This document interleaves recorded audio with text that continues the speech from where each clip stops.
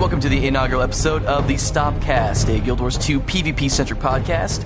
We'll be sitting down with members of various teams each week and discussing just about anything sPvP related. Builds, strats, tournaments, patch notes, pretty much whatever. Sometimes we might even sprinkle in a little World v World, time permitting.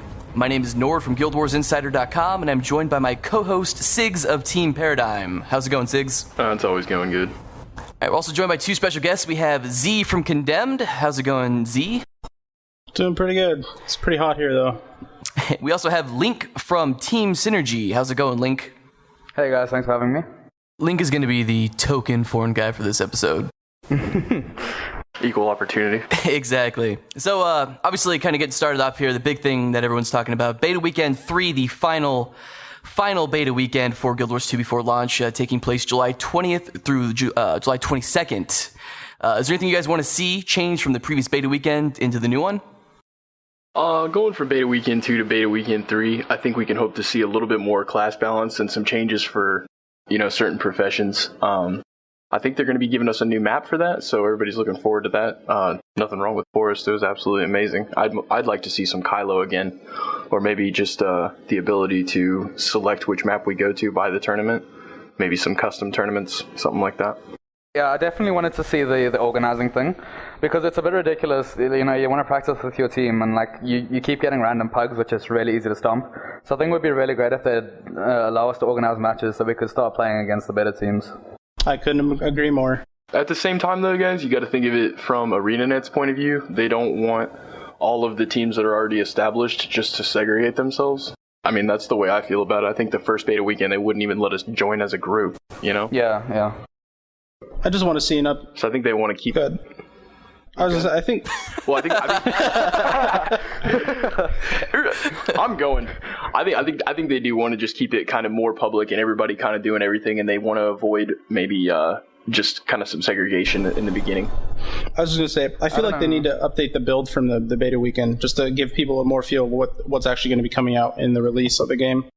I know beta weekend 1 to 2 wasn't really much of a change, and I think people want to see a little bit of a change as well as you said, an additional map.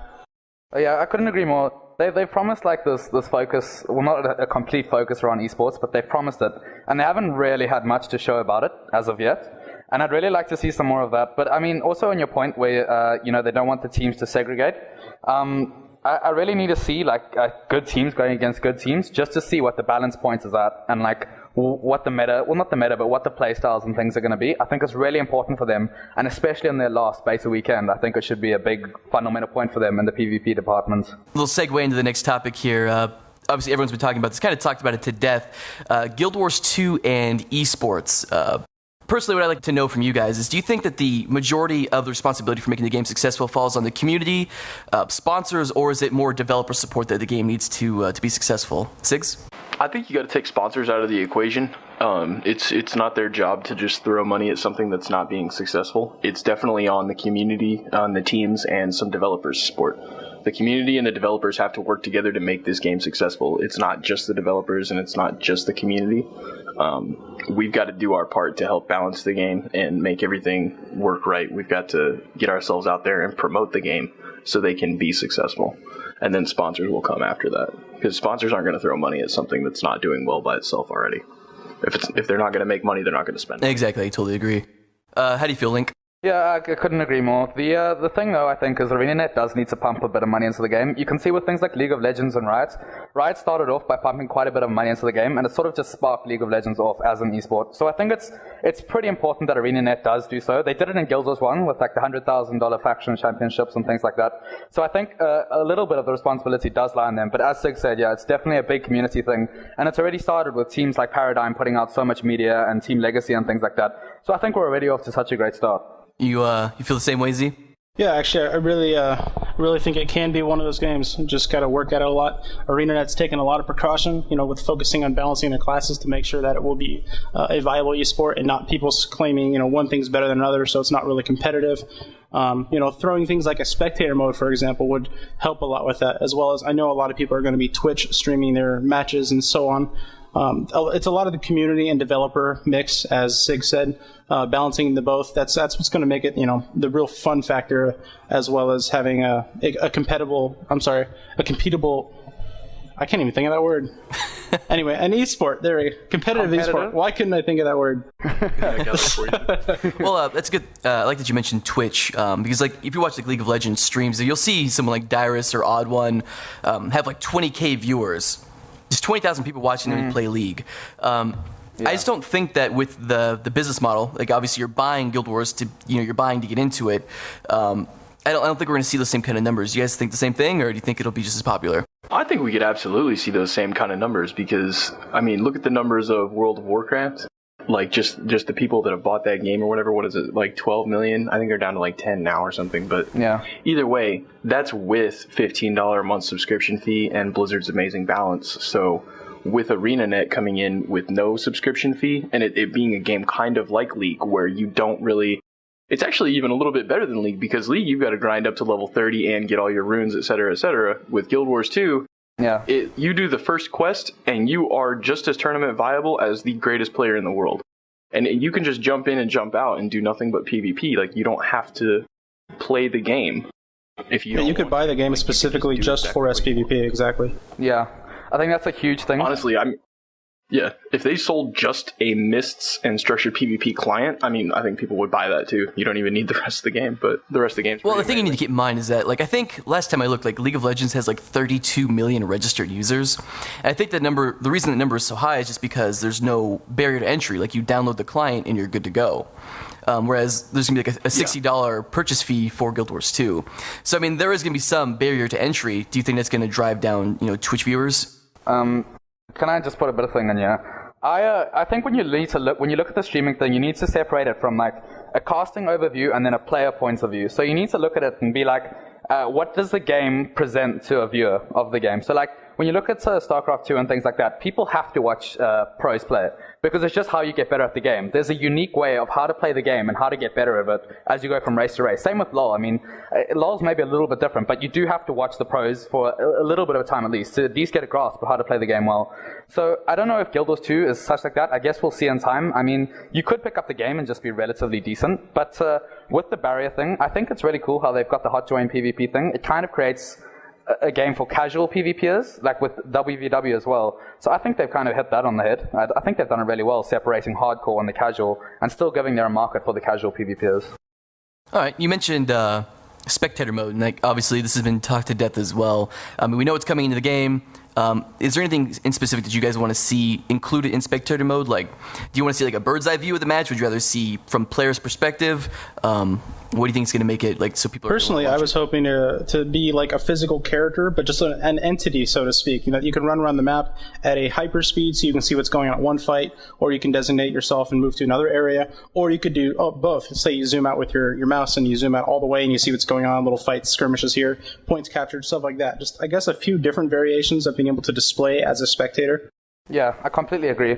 One of the things they need to hit on the head, though, is like they need to have statistics. Like, you can't just display a game as a whole. Like, I understand that Guild Wars 2 would pretty much be a good viewer sport. I think you would be able to latch onto it. But if you look at that, what can they really provide in terms of statistics?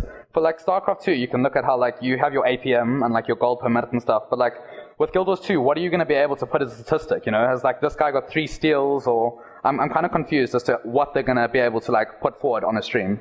Well, there's like top kills and all the objective things and stuff like that you can see. Those are probably but I mean, how important is a kill in like Forest? I mean, it's not really important getting that one kill. Yeah, the thing is, individual stats like that aren't important in this game at all. It's the only thing that they need to present is the 2 giant points totals, the status of the 3 points, and the status of the 2 PvE objectives for Forest or Trev or something like that. Yeah. They don't really need, because all that other stuff, I mean, yeah, it's a part of the game, but it's completely inconsequential. The only thing they really need to present are the things that matter, and their UI is specifically designed to do just that. Yeah, they have a great UI. They really do. I think a really cool feature in the spectator mode would be something, if you click on a character, you could actually see their action bars, so you can see whether their elites and utilities are up or not. It's almost as if you're ghosting that character to see what's going on, and then click on another one, for example. That would be a really cool spectator mode thing to see what's going through the actual player's head. Like a free-floating camera, and then you could just jump to directed mode or whatever. Yeah. That'd be awesome. It's not a bad idea. You kind of see that in League right now. You can't see all their abilities, but you can definitely see like their summoner spells that are available, and you can also see whether their elite is up or not. Yeah.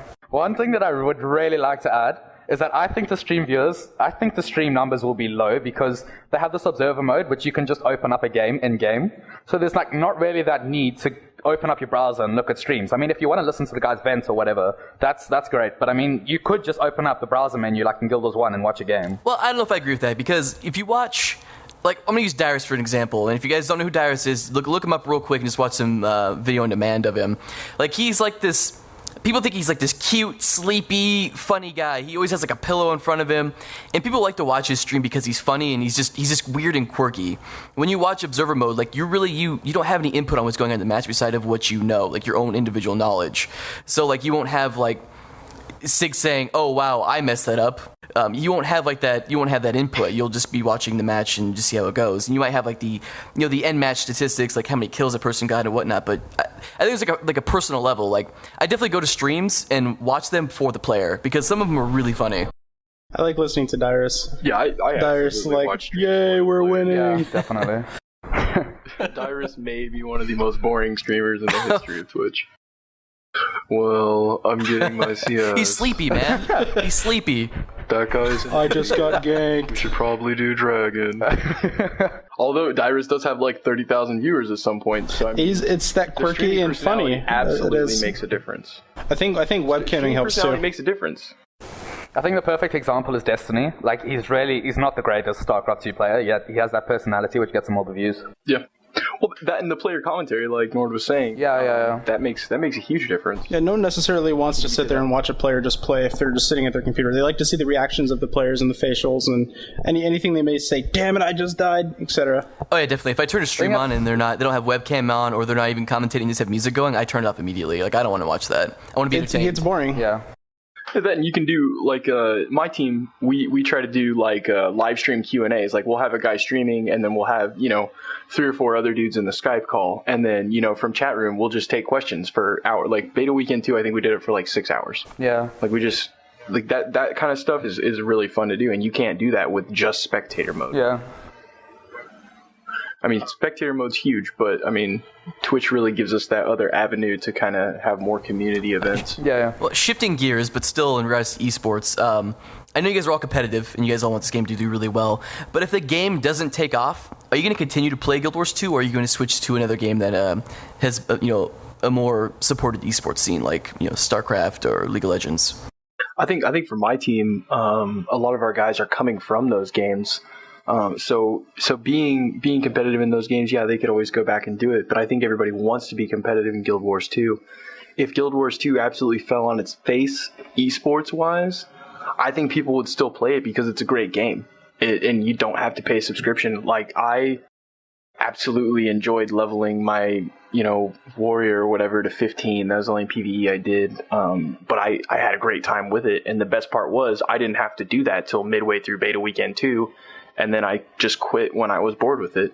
But there was no repercussion. It wasn't like when an expansion would come out in World of Warcraft and I would have to take days off of work to grind out to max level so I could be viable for the next raiding tier, something like that. Yeah, I think I agree. The thing is, though, if you look at it, games like StarCraft 2 and League of Legends are already so established. So for them to come off of games like that and get into Guild Wars 2, I think is really hard. And if you really look at the market, what else is there that's up and coming, esports-wise? So I think Guild Wars 2 also being a great game, I doubt my team would ever, look for new prospects. Like, I guess you could say there's like tribes and smites and stuff like that, but there's nothing really that's something that stands out that you would really want to leave Guild Wars 2 for a great game for another game. It's really hard to reinvent something like football, for example. You have to find more things out there that are like that. And coming from, say, football to go into cheesy softball or something, it's a little bit harder to focus on that as being, I guess, an esport. But you have to put the effort into it. As our first, conversation started, the devs and the community have to come together to actually make that thing work. It can branch off as big as League of Legends and other games are, StarCraft, etc. But it just has to be a lot of the community. And I think the more people that buy it and play it will actually make that kind of thing branch out and, be a tree, so to speak. Yeah, you can't play this game and not like it. It's got so many fun aspects. You cannot. There's so many fun aspects. Play this game and be like, don't like Guild Wars 2. No way. Like, I've never heard that. Yeah, I think the perfect Anyone who's example. played this game. The perfect example is Guild Wars 1. I mean, Guild Wars 1 like didn't really take off as an esport, yet it had such a big PvP community and was such a great PvP game. Just because of generally it was a great game. The devs and the community, exactly. Yeah. No, the PvE wasn't that bad in Guild Wars 1 either. It was challenging. It was challenging. Yeah, I mean, it was pretty legit. I just ran through every single mission, I'm not even going to lie to you. I did hate that I couldn't jump. Everywhere. Not being able to spam my spacebar and jump was my biggest error with that game. I'll be honest, I played that game for about 5 minutes, and I couldn't handle it. I didn't know anything. I went in on the trial, but it was not the game for me. It was a game that was very in-depth if you didn't know what you're doing. Oh, yeah. I had no idea. Yeah, I agreed. You gotta pay for your first drop. I couldn't even find my jump key, so I was like, this game sucks. I'm out. But let's go ahead and switch gears here. Another question that people have been talking about quite a bit lately, and I hear this term thrown around a lot, and I don't know if I like it really. Does a meta exist in Guild Wars 2 currently? Has the meta already formed? And before we get into it, I'm going to go ahead and read the definition from the wiki, so it's obviously really credible. This is the metagaming. It's on the interwebs. It's on there. And obviously this interview will be... That must mean it's true. This podcast will be as well. So this is golden and obviously set in stone. Yeah, it's the gospel, essentially. We're reading the gospel on the But anyways, here's the definition for metagaming. Metagaming is a broad term usually used to define any strategy, action, or method used in a game which transcends a prescribed rule set, uses external factors to affect the game, or goes beyond the supposed limits or environments set by the game. Basically, like say you know your opponent's going to use a certain strategy beforehand. Like say you're playing chess, you know this guy's going to use a certain strategy every time. You know what that strategy is already, so you're going to use a different strategy to make that, whatever he's doing, completely ineffective. Like just prior knowledge before you go in. I hear a lot of people saying right now, like, Guardian is meta. You have to have a Guardian. If you don't run a Guardian, you're going to lose. Personally, I don't think that we're in a meta. We don't have a meta, like a solid meta yet. Like I think metas are usually shaped through months and months of gameplay. Like League of Legends example, since we've done this before, playing a certain role in a certain lane is meta, but saying playing Jack's top lane isn't really meta because you don't always play Jack's top lane. That doesn't. He could jungle too. Exactly. It's just something that's applied within the meta. Jungle is meta. Jungle's meta, obviously. Well, can I just interrupt and ask you, who brought this up? Like, where is this discussion? Because I think it's the most outrageous thing ever. How can you say that there's a meta in before the game's been released, firstly? It's so liable to change. How can you do a lot of things? It's the internet. It's so liable to change. That's what the discussion's for, is decide if there even is one yet or not. No. Right out, no.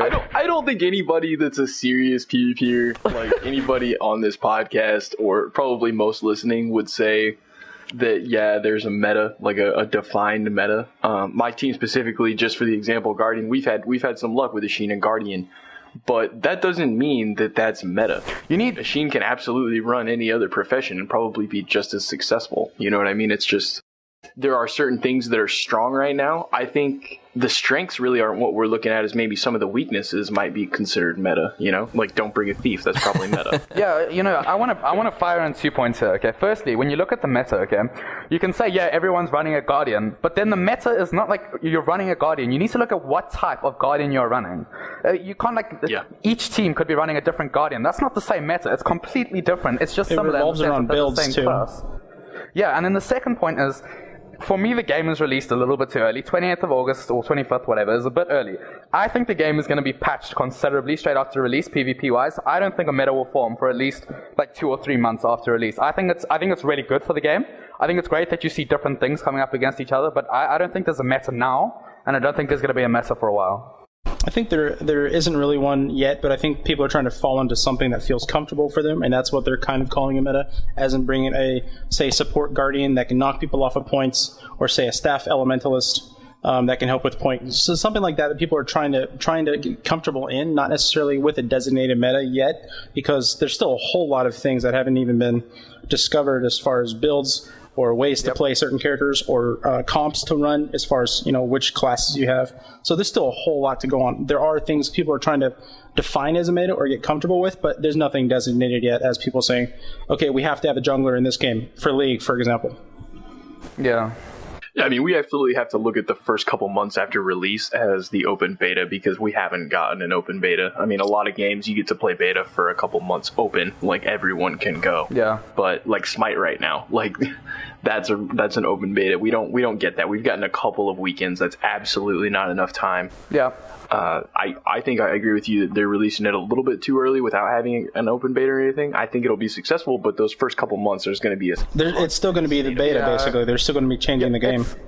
It's basically just going to be the team that can adapt the best is basically going to dominate for a while, and that's going to be the team that's like practicing the hardest and getting to face everything.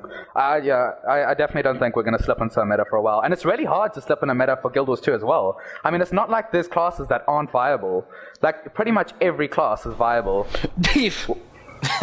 Yeah, except for Thief. Except for Thief. Pretty much. He said pretty much. All right, well then I guess we'll kind of progress here. Another hot topic, RNG, random number game. Basically, doing things and you don't have a predetermined outcome whenever you use a certain skill.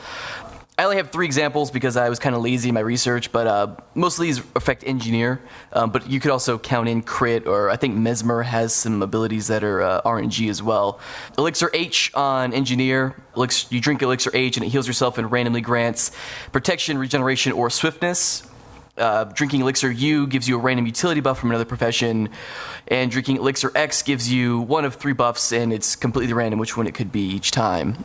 Those are actually other classes' elites too. It's the Warrior Elite, the Necro Elite, and the Gotcha. Elite. So obviously you don't know what you're going to be. When you click that button, you have no idea what your outcome's going to be. Like, you're probably praying like, oh, I could really use a tornado right now, and all of a sudden you're getting Rampaging Brute. So how do you guys feel about that, Cigs?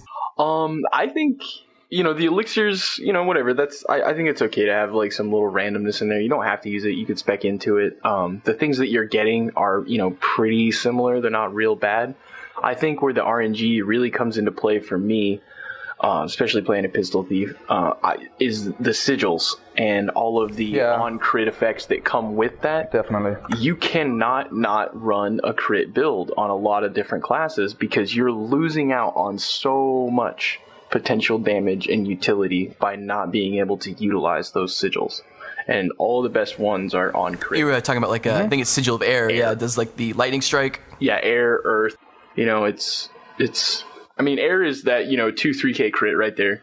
And then you've got the Earth one, which puts on that bleed. I think it's a 5 stack of bleed or something like that. Whatever, I don't remember the exact thing. I don't have the tooltip in front of me. But it puts on a good bleed. So if you're running a condition spec, that's something you definitely want to have. But I mean, if you just run a straight power build with no crit, you're not going to be able to do the same kind of damage, which is, I think, a little bit where I run into the issue with RNG. Yeah. I don't know. I think I love ArenaNet, and I've bought a lot of their games. I just think this is a fundamental error for them. I would have loved if they would have kept it in PvE, because, I mean, it's great to have that surprise or lucky aspect in PvE, I guess. But they should have made it that it became a solidified number in PvP. I don't know. I think it's a fundamental error by them. And I think that if they had really just not had RNG, I think it would have been their first step towards saying, look, we've made a really good competitive PvP game. Yeah, I think as far as an esports game, you have to get rid of as much RNG as you can because, for example, if I were to hit my number 1 and it did a random thing and it did what I didn't want to do, it's not necessarily as reliable as something that isn't RNG. I think crit is really the only thing that is okay to be RNG because that kind of thing is in every game.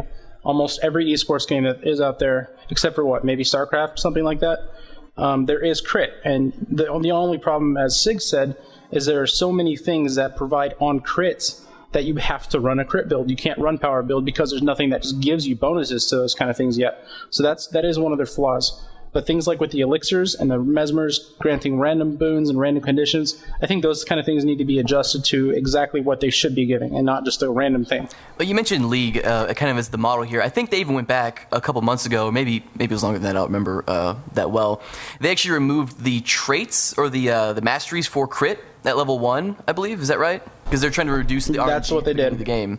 Like they actually had a whole post on it, RNG at the beginning of games is not that good because everyone should be on the same basic level, and people are critting, getting lucky, and getting extra kills when they really probably don't deserve it.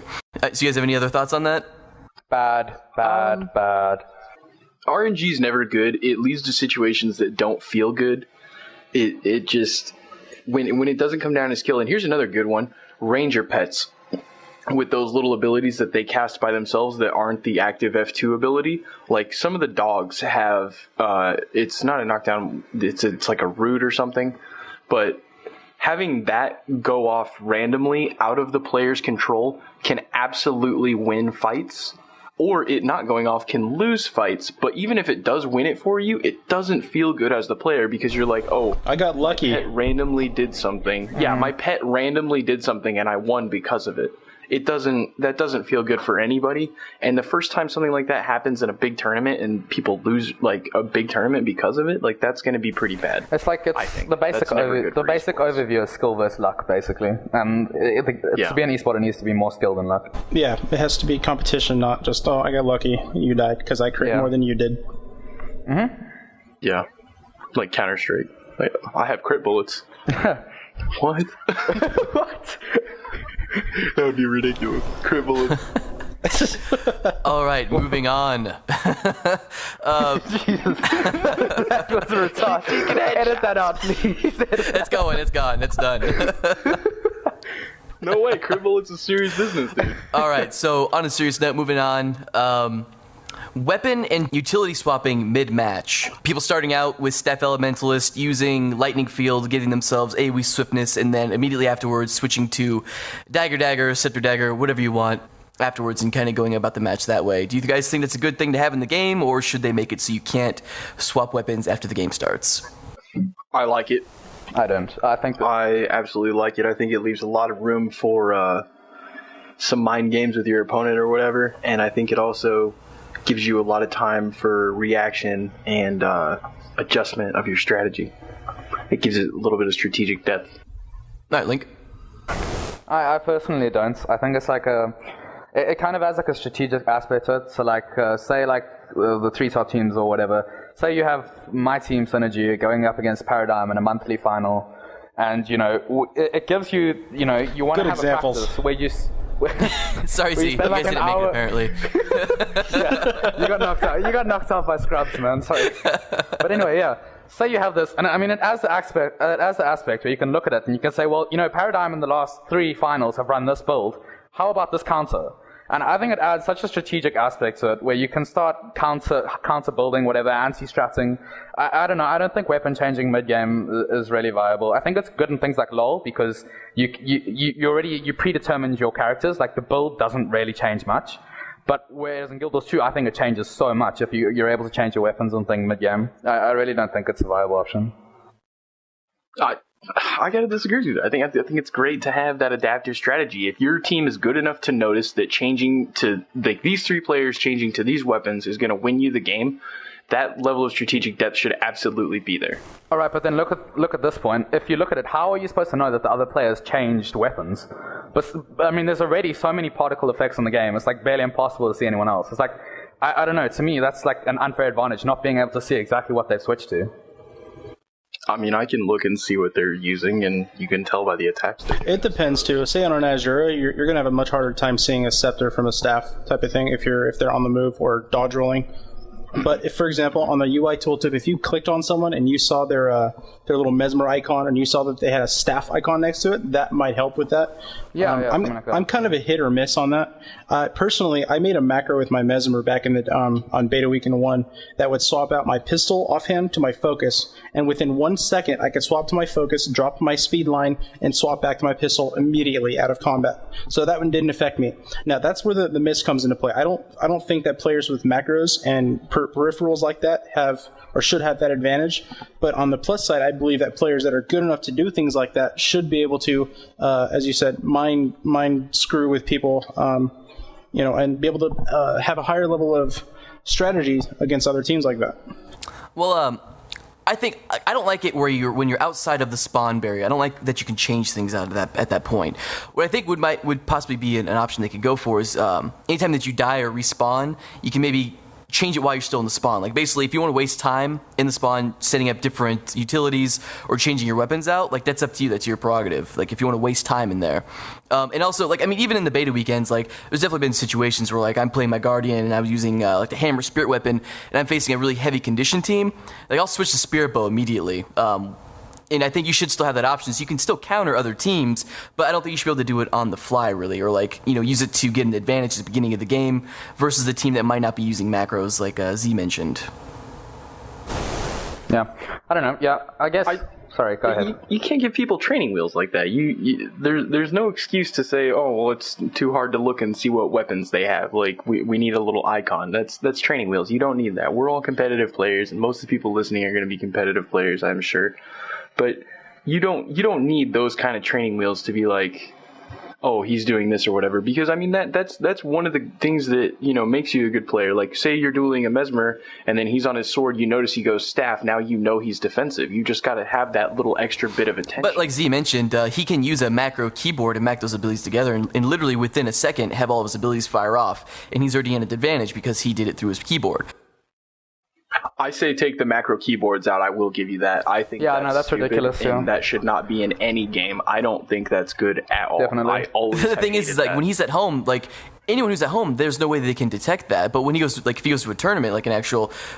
Well, I know Z got eliminated at the monthly tournament, but if he does go to another tournament, that he's invited to, that's what I'm saying. That's the reason why I don't like it, is because people with peripherals have an advantage over people that don't. Yeah, well, that's not fair. I mean, I'm sitting here with peripherals, and I don't use any of my macro keys. Well, you can't expect people to not use them, though, just because it's like... Yeah, but I mean... ArenaNet can. They can code it to where you cannot use macros in structured PvP. There's nothing wrong with that. No macros in structured PvP. I don't think macros for convenience. I don't think they can code that. I don't think you can. No. I don't think you can. Because it's actually like hardware-based, I'm pretty sure, on your keyboard, isn't it? Or is it software-based? I'm pretty sure regardless they can't actually control that, because there's been macros in just about... Like, there have always been bannable offenses in just about any game, depending on what kind of macro you're running. And again, the macro that I think Z was mentioning before isn't as malicious as it sounds. Like, it's not like he's automating his entire gameplay. It's literally just a macro that he uses to switch weapons. It clicked my inventory at the top of the screen, opened it, right-clicked my focus, and then reclosed it. And then I would hit it again, and it would do the same thing. Yeah, it's not nearly as malicious as saying he's macroing. That sounds really bad. I know it's not that bad. But again, it is something I don't think ArenaNet has the tools or even has the technology to be able to detect. But like again, when he goes to like into a tournament setting, if it's online, like how say he's sitting in his living room playing, but he's in a tournament, like a fairly large tournament, that can't be detected. When he goes to a LAN tournament, something like that, obviously they can see it right off the bat and would probably put a stop to it. Yeah. Personally, that was just something I was testing. I didn't actually completely use it. I was just making sure that it was doable. Here's Z defending his hacking. Here he goes. I'm just saying. I actually play an Elementalist, so I have no reason for the macroing. I was testing it on my Mesmer. You're a hacker, man. I don't know. Here's another thing, though. I mean, if you are reliant on those as a player, and then you do go to a LAN, then you're going to fail. That's exactly it. Yeah, you kind of I was really about to say that. Yeah. If you practice with something that makes you better, I don't know how to phrase it. If you practice with something that makes it easier to be better, when you get to the big tournaments, you're really just going to fail, and that's just letting down your team, and other people are just going to laugh at you. So, in all of we've seen that. I think they could eliminate all of this though, just by making it so you can't swap weapons once you leave the spawn. Because like a lot of what you guys are talking about is like, well, I would never do it because I don't need that kind of crutch or whatever you want to call it. But there are players out there who are going to use it. They're going to do things like that. And so it just makes sense to eliminate the possibility of doing it at all. I don't know. It could go either way. I mean, by and large, I think teams would adapt to it eventually. I mean, it could go either way. I doubt it's not a giant game changer. In a sense, it does change a lot of the gameplay, but I mean, it's not going to be like people are going to say, no, this game's bad now, I'm not playing it anymore. So I mean, it could go either way. I mean, because you do have to take. Like, I'm using AoE swiftness as an example, but there is, and I think they're changing the way it works, but there is a stacking stealth through Engineer right now, and they kind of get the same thing. I don't think they actually have to swap out weapons, though. But I was using an example. Like, there are other things probably out there besides just swiftness. The stealth run is fun. It's very gimmicky, and I don't know how long it's gonna last. The swiftness stealth run. Yeah, I don't think that's gonna stick around. But it's pretty cool. It's clever. I mean, it definitely catches people off guard. Definitely. Yeah, I like it, but I don't think it'll stay around. It's just a hit and miss. Some people like it, some people don't. Yeah. I personally want to take it out. I think it has its advantages. But I think it would be more fair if people stuck to the one or two weapons that they have as the game started. I agreed. How is it more fair, though? In a skill-based game, it's more fair to take some skill-based elements out because some people can't do it. I don't get that. All right, well, look at this. Look at this. If you play in Azura, do the weapons not scale down? Yeah, the weapons do scale down. All right, so then it becomes easier to see. You can still tell. Yeah, but I'm saying then it's like everyone's rolling Azura because it's no longer viable to run Norn in PvP because you can see the weapon easier. Yeah, but the weapon swap isn't that big of a game-breaking thing. It's usually something you do outside of combat anyway, not obviously as you can do it in combat. It's just something to help. It's not going to be that crazy. Plus, I mean, that's like saying everybody's going to run Asura because they're smaller. Like, yeah, some people are going to, but it's not going to be everybody. All right. Yeah, well, you can just tab target anyway. I mean, that's a bit retarded. So, final tally, Cigs for it? You're for weapon swapping outside of the intro area? Yeah, I think it gives it strategic depth. I don't think there's any reason to take it out or give people training. Link, what's your final opinion? Against it. And Z? I'm actually both. I'm against it in the fact that some people can macro it, and I'm for it in the fact that it adds higher level of strategic play. All right. Well, that settles that. I'll go with Z on that too. I don't like the macro part. Yeah, so much. yeah. I also go with that. All right. So moving along, we've been talking about mostly Niflhel here, but new tournament maps. Do you guys want to see Battle for Kylo implemented into the 5v5 rotation, or do you just want to stick with Forest for now? I want Kylo. I love Kylo. Yeah, I didn't play it. I actually turned my game sound on for Kylo just to hear that. Trebuchet. I don't play enough so of Kylo. much. It does. I want to see Kylo in a SPvP setting. I can't really judge on hot joinable PvP. I want to see it in a proper 5v5 setting and how it works in a 5v5 setting before I make a judgment. Hot does not do any map judgment, or Hot Join PvP doesn't do any map justice. Yeah, and I want to. Sorry, I know I'm not the host, but I want to link you guys onto the topic. How many map modes do you think is enough? Like, I mean, we have Forest, and we're getting that new GVG type map. How many do you think becomes too much, and how many do you think they should have? Well, they're all conquest based to begin with. Like, it's still going to be the GVG. Yeah. It's still Guild Conquest, and I believe the way it works is that there's still 3 points, but you can end the game immediately if you kill the enemy boss. Is that right? I don't think it's immediately, but I do think it's a lot of points. It's helpful immediately. It's helpful to do. Could be wrong. It's soloable, by the way.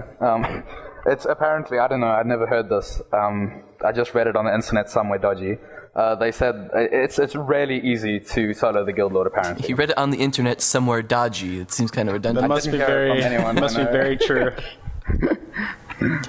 All right. Seems legit. So Battle for Kylo, you guys looking forward to that then, I guess? All of you? Yes. Yeah, I am. Absolutely. I want to see more of it before I make a conclusion. And Z?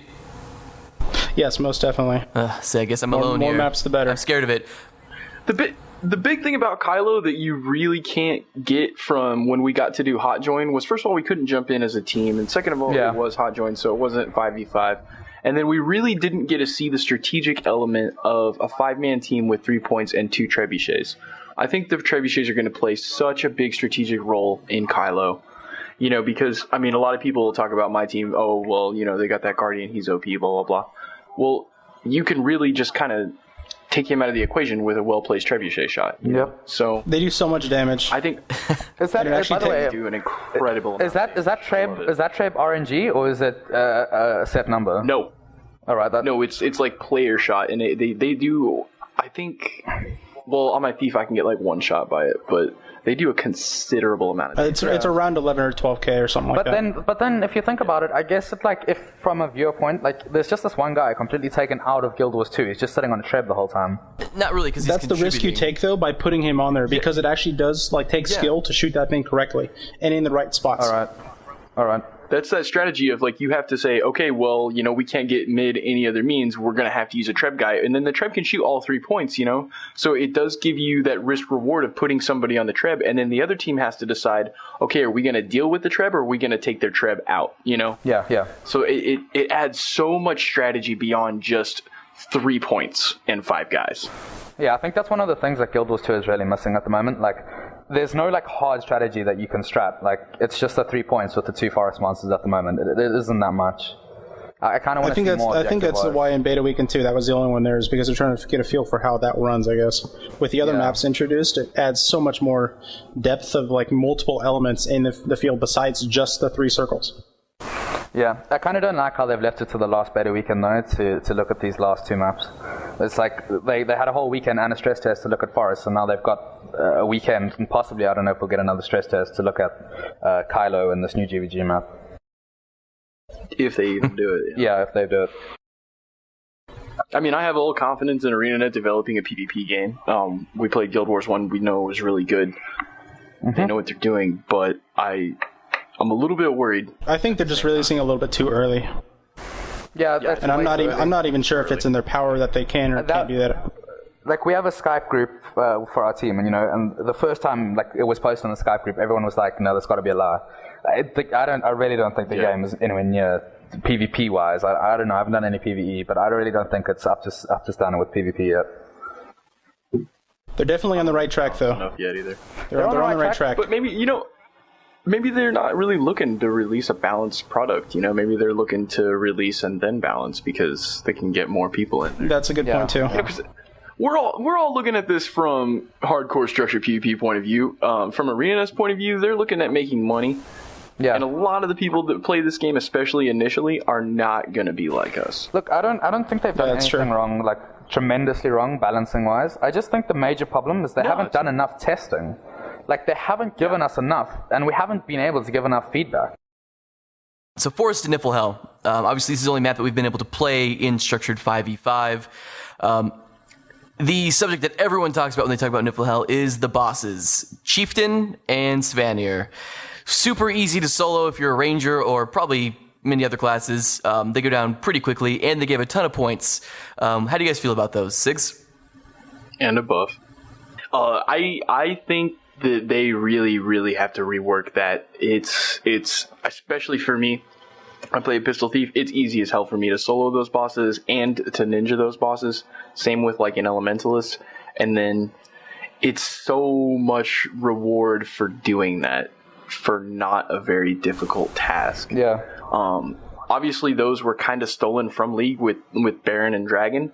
So I think that they should also make it like that, where it's a team commitment to go get Baron. Like, you have to be prepared, and if you mess it up and they hit you at the wrong time, you're probably going to get a team wipe and they're going to get Baron. Yeah. So I think they've got to do kind of something like that for the PvE bosses. Give them a lot more HP, give them some abilities that absolutely can wreck your team. A lot more CCs, cripples, AoE snares, like those kind of things.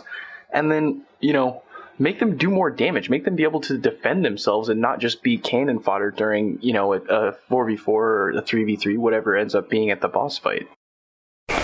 All right. I first want to start off by saying I absolutely love Forest. I think it's a great map and like a great product by ArenaNet. I agree to a certain extent with you, Cigs. I just think that solo is stupid.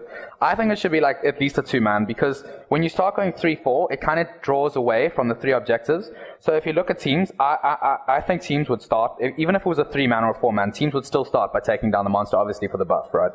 So it's kind of taking away from the rest of the points, because now you've already started. You've taken 3 players out of the equation just to kill this monster early game, and now all the points are just left, like they're just left, basically. So I don't know. I kind of agree. They definitely shouldn't be soloable. I think the points are good.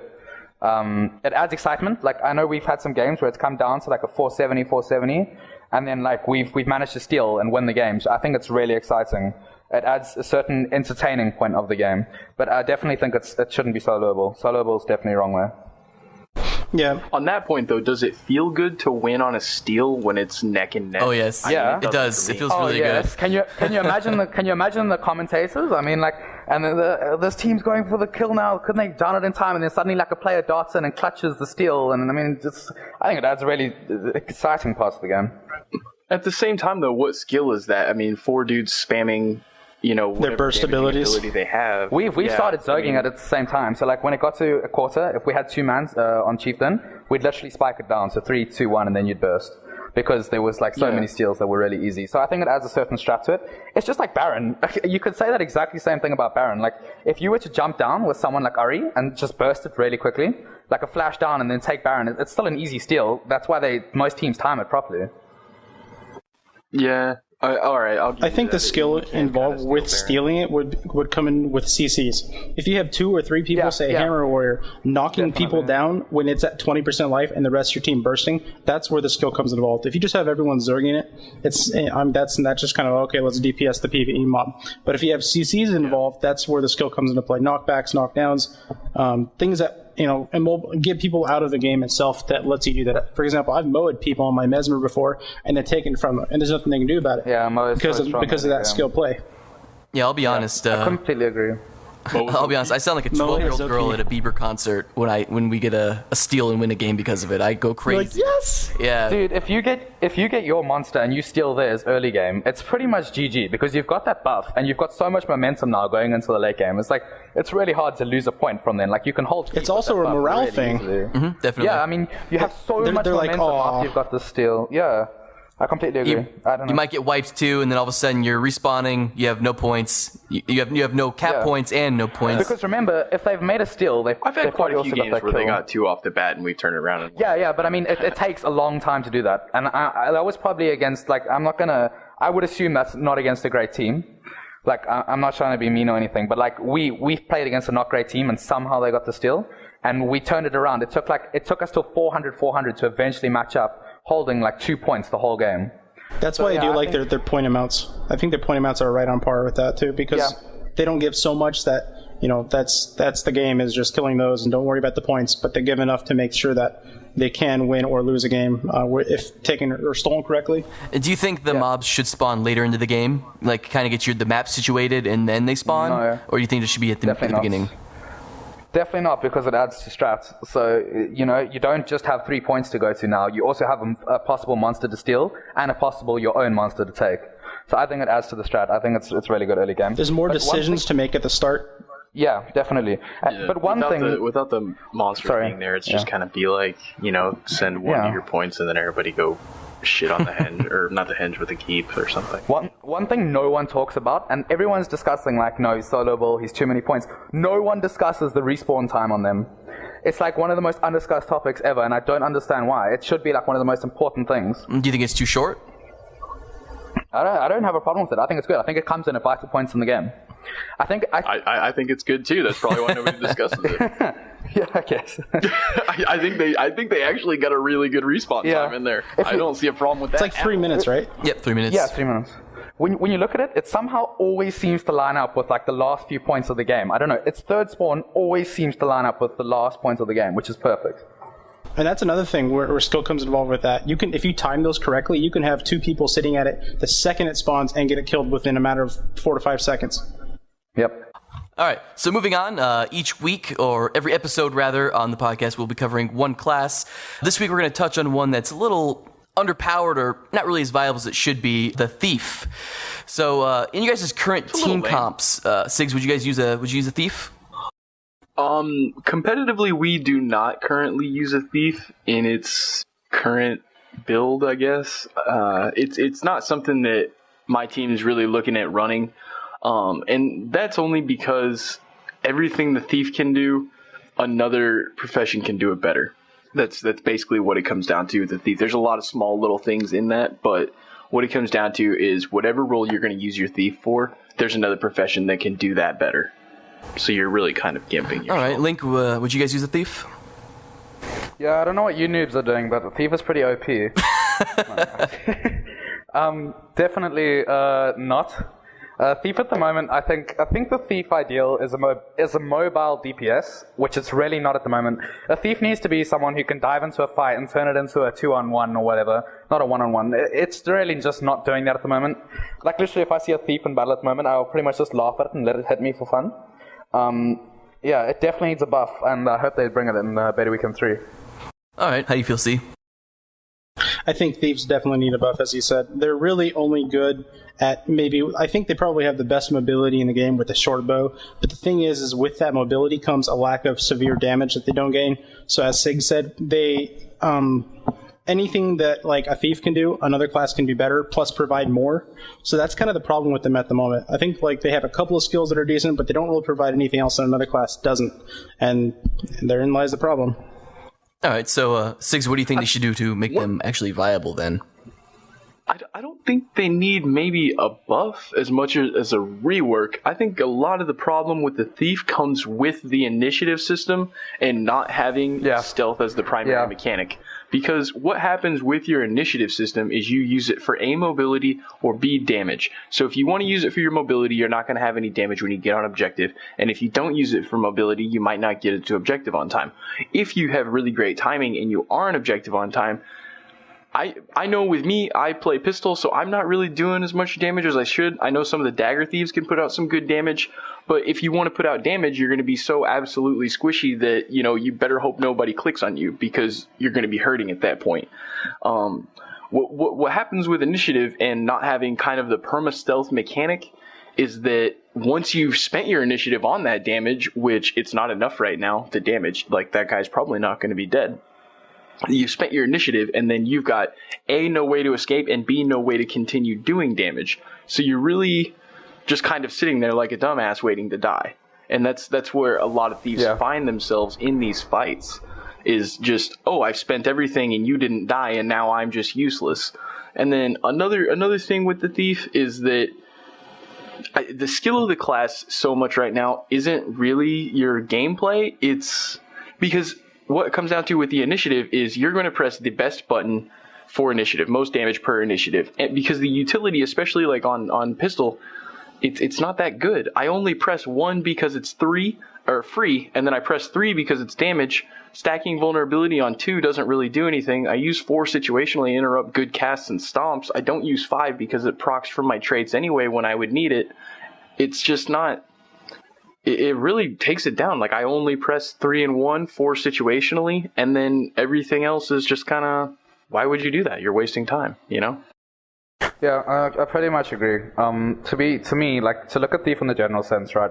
It needs to have an initiate, so it needs to see someone and jump on with the CC, be able to do the damage, and then be able to get out. That's just the ideal thing. And at the moment, I don't think it can initiate well as it doesn't do the DPS. So it's pretty much useless, really. I agree with the buffing thing. Definitely, it doesn't need a buff. It needs a buff in the sense that it needs to be able to do more. At the moment, there's just no reason to use a Thief. I think it needs to be given a purpose. The Thief really needs a rework, is really all it is. If they, for example, took away initiative, put cooldowns on all the skills, and then maybe gave them a stealth that lasts for 15 seconds or something, that might be a complete rework that would make them viable. They would be able to get in and always have that stealth to make a 2v2, a 3v2, for example, and not be seen at the time, and at the same time possibly able to get away and then re-stealth or something along those lines. They just need a rework, really. I think even if they do that, some of the buttons that are going to have cooldowns, make them a little bit more utility viable. Exactly. Or a stun or something. It is a instead of just they're damage. a little bit fucking stupid the way they are right now. Yeah. A lot of the buttons are just like, why would I even... Who's using this? Yeah. Like, I love the short bow on the Thief, except for the number 2, which is supposed to be my primary damage. No. Just no. It doesn't do what it's supposed to. I don't know when that's good. I don't get it. Maybe in PvE, or if you're doing some Zerg v Zerg, you could stand on top of a tower and shoot down at people. Maybe that does a lot of damage. But in structured PvP, you just... No. Yeah. Like this slow flying cluster. I would like to see maybe like something with the Demon Hunter, where it's like a cluster arrow or whatever, and like it hits them, and then maybe does a delayed explosion as well. Like, you got to change the 2 on the short. Demon Hunter referring to Diablo 3, by the way. Yeah, Diablo 3 Demon Hunter. It's a gamer podcast. Everybody knows what I'm talking about. Yeah, just saying. For those who don't. Look, I haven't played much Thief at the moment. I haven't even rolled one, actually. But I know from my team, like in the first beta weekend or the second, there was something like the short bow. I don't know which one it was, but he would like teleport forward. He'd shoot the bow and then like teleport forward. 5, okay. In the first beta weekend, he could literally like get around the map in like 10 seconds. It wasn't even stupid. They nerfed that so hard, it was a joke. I think the Thief lost like all of its mobility coming into the second beta weekend in the stress test. Like, it just got nerfed out too hard. And I think beta weekend 3 will be a true testament to whether ArenaNet can take feedback and use it properly. Because I know there's just been millions of people crying about how weak the Thief is. So this will be a true testament to see how well ArenaNet does. I really don't want to see Thief come out and just be too OP. I just want to see it balanced. I want to see it on par with everything else. They definitely nerfed it down from what it used to be. I played Thief I only played it once. I played it in closed beta test 3, and I was hitting my highest crit on the 2 ability because I was a noob. I was only spamming 1 and 2. I hit something for 7k. I was kind of sad to see them nerf that. I mean, were you playing Dagger? Dagger, yeah. Yeah, well, that's all you press in Dagger. Dagger is 2 and 1. So, I mean, you're not being a noob. That's just well, it was still when basically going 5-1 for the backstab was really viable, and I wasn't doing that. So I was kind of a noob. I was still owning everyone, but yeah. So you can mash Heartseeker and win. I think you still can occasionally against really bad people, but yeah, I don't know. Speaking of thieves, though, a lot of people have been talking about this. The down state thieves in their down state are were ridiculous to kill in beta weekend 2. How do you guys feel about the downstate overall?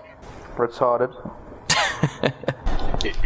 To be honest, I think it was bugged last beta weekend. It was kind of stupid, but at the same time, if you're sitting there trying to stomp a thief, you're kind of stupid because we knew that it was like that, and then I would still have people try to stomp me. You're not going to. It's not going to happen, especially the way it was last time.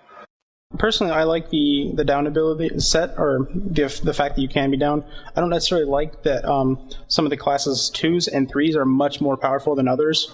I think if they took those out and just maybe increased the damage on one a tiny bit, that would give them the fact that they can still be down and do damage while they're getting waited to be rezzed or res themselves later without actually imbalancing specific abilities to do things to people or get away or stay down longer. Like a thief, for an example, just almost infinitely being unkillable. Yeah, I don't know. But at the same time, he's sitting there being unkillable. He's out of the fight effectively, just sticking around in a down state. Yeah, can Thief still... Does it still count as the person on the point, by the way? If they're in down state? That's a good question. I don't know. I don't know. Yeah, I never tested that. Yeah, I would imagine it does. I have these nightmares that, like, a year ago, ArenaNet was sitting in their office and they were on lunch break and they've all just bought Modern Warfare 2 or whatever, and someone's using the Last Stand perk and they've thought, oh wow, this would be great to break our game completely. It's so bad. You've killed someone, they are dead. Last Stand. You've killed them now, okay? They've lost the battle, they haven't won it, now they're gonna get a second chance and still hold the point. I think it's retarded. Oh, those global reses from stomping an enemy team, an enemy player, and it happens across the map, and all of a sudden the person you're fighting and stopping pops back up and starts hitting you again. That's frustrating. Are those global? I'm pretty sure. Yes, they are. I thought you had to stomp a player. Like, if you were both fighting a player and then that player went down, I think you had to do damage to that player or be part of that kill to get the res. I might be wrong, though, but in my experience, that's what it seems. I was watching a video on YouTube of a guy. He literally fought the same guy through 3 res cycles, and no one was around picking him up, and he wasn't a warrior. So I don't know, maybe if like the contribution from that is keeps track of it for a very long time or what, but there was clearly no one around this guy that was helping him out, and he was getting up over and over and over again. Like, I was frustrated for the guy trying to stomp the down guy. Like, I was mad for him. The brain fart occurs when they give you 2 and 3, exactly like you said. I mean, like a 2 and a 3, like a CC is part of your skill bar, right? How on earth are you still getting another skill while you're dead? I can understand he's throwing like a little rock and doing minimal damage, and he could revive himself. That's a cool aspect to me. Like, I wouldn't mind if he could just revive himself. But then, to have him be able to CC while he's dead on the ground after he's been killed, he shouldn't be able to have, like, skills that can do something. He should be able to just throw a rock or auto-attack. That's what I don't understand. That you lost the fight, you shouldn't be able to contribute as much as you are while you're dead. Yeah, you shouldn't be able to still CC and do things like that. So aside from the Thief, do you guys think there's any other downstate abilities that are overpowered or should be balanced or taken another look at? Like, for example, maybe like the Warrior one where they can get back up and fight for, I think it's another, like, 6 or 8 seconds? You guys like that one? Yeah, whatever. Just run away and let them. Yeah, just kite it. There are ways around it. I think some of them are stronger, though. The Warrior one, as you said, you just run away from it. The Engineer is kind of annoying because you can use your 2, then your 3, then your 2 again and prevent someone from downing you for 15 seconds. Yeah. Doesn't am I being wrong? But the Guardian has that hammer, right, when he dies, and it comes out and just CCs you. That's retarded. Like, It kept me off a point for a while, which I really didn't like. Trollhammer. They just should not be able to contribute as much as they can while they're down. I really like the idea of just putting a 1 and a 4 there instead of the 2 and the 3. I kind of like the down state though. I think being able to contribute is really good. I just think they need to balance. Yeah, that's probably what it is. While you were alive. They just probably need balance. While you were alive and not dead. That adds a whole nother level. While you were alive and not dead, you were able to contribute. Now you're dead, you're not able to contribute. That's just how it works. I pity myself as an elementalist being down. I'm like, I don't do anything. You're not dead, you're down. It's a whole nother thing. You're in limbo is what it is. It's cool that they've added. I think it's cool that they've added that. I do like that. Unique. Because in fact, like, they make you have to use things like stability to actually strike an opponent down type of thing, or use it to help res someone so you don't get knocked off. So it does add another factor of skill into there, and I really like that too. I think it could use another balancing pass or some fine tweaks. But I think for the most part, I like having it in the game. It adds like a new dynamic. It's interesting. Haven't seen it in any other game, so I think it will just take time to get adjusted and actually accept the system. Just to round it up, what about this fix? What about you cannot be CC'd while you're finishing them? Well, then you just kind of nullified like half the abilities in the down state. Yeah, I suppose, yeah. It would really be a team fight thing when you're CCing someone else while you're being down, I guess. That's I really don't like it, yeah. All right, well, I guess we'll go ahead and end it on a down note. But that's about all the time that we will have for this episode. Down note. We're running a little long here, but no big deal. Gonna give a couple minutes here, let everyone kind of plug their team and say what they're about, in case you'd like to learn more about the people we had on the podcast here today. Again, my name is Nord, and I'm from GuildWarsInsider.com. With me today again was Cigs from Team Paradigm. Go ahead, Cigs. www.teamparadigm.net. You can find us on YouTube, Team Paradigm Net, Twitter, @Team Paradigm Net. All right, we also had Link from Synergy. Yeah, hey guys, Team Synergy is basically just a pre-release Guild Wars 2 team, focused on being one of Europe's and the world's best teams. We're a hipster team, so we don't really have Twitter and a website. You can just follow us on YouTube. We're going to start putting out a lot of media. That's just YouTube/Team Synergy GW2. All right, and last but not least, Z from Condemned. Z, www.rucondemned.net.